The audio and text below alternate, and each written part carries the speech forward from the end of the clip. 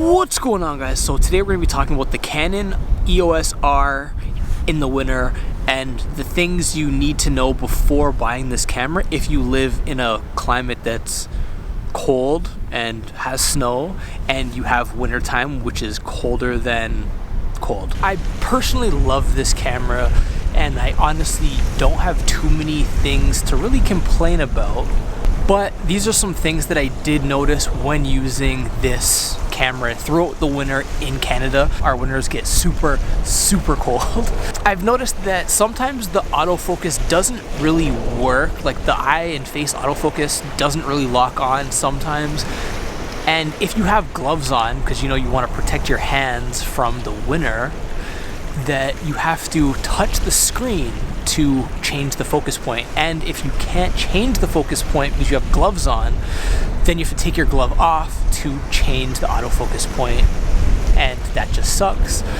Unless you actually get the touchscreen gloves, which aren't the greatest. Like, you want to use the gloves that you do have. You don't want to have to buy new gloves to be able to use this camera. I actually wish that when you're filming with, say, a lens adapter and EF glass, that the sensor shutter would come down and cover the sensor when switching lenses, because when you're filming in the wintertime, it gets kind of snowy and windy. Chances are it might blow snow into the camera and get on your sensor, which is no good.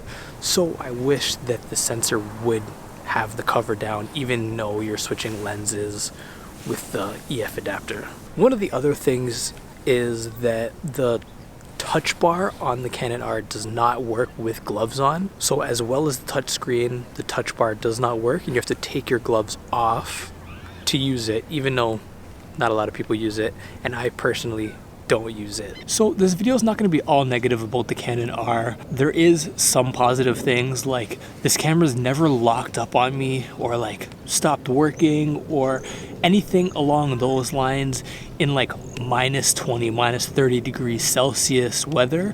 Yes, the battery life isn't the greatest and you're going to need more batteries because it's freezing cold outside. That's a huge perk and plus about this camera. So if you are using EF glass and you are using an adapter, I would honestly suggest you picking up a control ring adapter for the Canon R, just so you could set your control ring up to change the ISO instead of having to touch the screen or setting up multiple buttons to allow you to change the ISO. You could just crank on the control ring and that will change the ISO for you, making your life a lot easier.